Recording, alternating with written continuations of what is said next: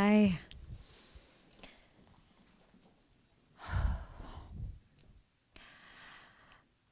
How am I gonna pull off this suicide without traumatizing the person who would find my body?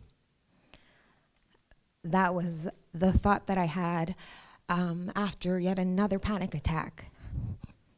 I hit rock bottom. How did I get here?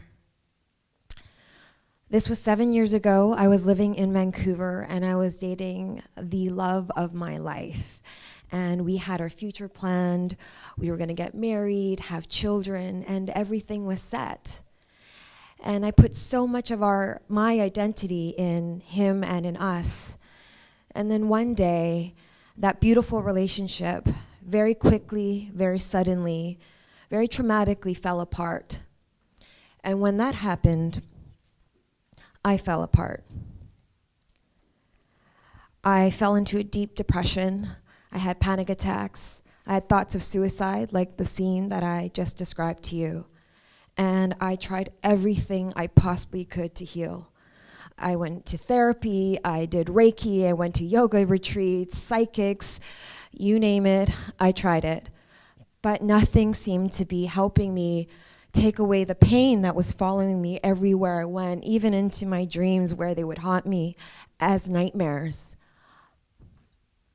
And this happened for about 1.5 years. And while the survival part of it seemed to fade away, I still had this darkness, this anger that just sat on my shoulders. And it was impossible to date. No one had a chance with me. I was just really pissed off. And then one day I was catching up with a friend of mine and I was telling him the story about the betrayal, about the dishonesty, about how unjust everything was. And then he just stopped me and he said, "So, Amy, does this story serve you?" And I go, "Well, no." And he asks, "So can you think of another time where he wasn't dishonest and he was kind and he was loving? And tell me some examples." And I go, "Well, yeah, of course. Well, there was this time and there was this," and I started smiling and I started laughing. And I realized that after the breakup, all I could see was the darkness, was the anger. And that was all I could focus on. And any of the good memories, any of the laughter, any of the silver lining, I couldn't see because I wasn't looking. And it was in that moment I realized a lesson that has completely changed my life. And that is, I may not be able to change the events of my history, but I can choose to change the story I attach to those events. I may not be able to change the events of my history, but I can choose to change the story I attach to those events. I went home that day and I wrote him a letter on beautiful pink French stationery, of course. And I took accountability for my part in the relationship.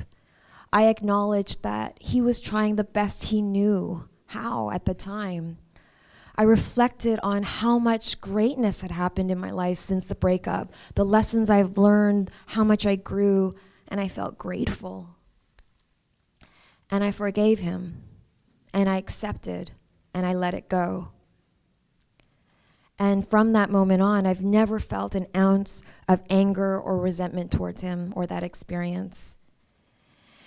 What I really learned after that was that, after the breakup, I was just seeking for more answers, for facts, for studies, for another apology, and maybe that would fill up this empty hole, this insatiable need for closure that I was hoping that someone, something could give me. But I learned that closure is an inside job. It's only something that you can give yourself. And that comes from processing and going through your pain. It comes from forgiveness. It comes from acceptance and reframing. And reframing is extremely powerful. It's something that I have really learned from that experience, is that you have to be so careful with the stories that you believe, because your brain is tricky. and it will find evidence to prove that you're right. And I decided at that moment, after I sent that letter, that I was going to change my story and that I wasn't a victim. No. I had a blank canvas, and I had the chance and the opportunity to create the life and the love that I wanted to, and I would do just that. So fast forward, 7 years later, here I am in New York. I've created a beautiful life, and I have a company, a Breakup Bootcamp, where my team, we help countless women come through and process pain in a safe, non-judgment zone. We help reframe, we help rewire. And I do this because I don't want, the 22-year-old Lisa who's going through her first heartbreak, I want her to know that she will fall in love again. And 65-year-old Nancy, after her second divorce, I want her to know that she does have a chance at healthy love in this lifetime. Because now looking back, the dots connect, and I realize that what I thought was the worst thing that happened to me was really the best thing that happened to me. It revealed the opportunity that all these heartbreaks, they were just training, Thanks, right? I'm just gonna say one more thing. So I'm just gonna leave it with one thing, because this mystery person, if you're wondering, the guy that I thought I was gonna have suicide over, we're now very good friends. And he jokes that he should have shares in my company. I'm still thinking about that. Thank you. Thank you. Good job. Thank you very much.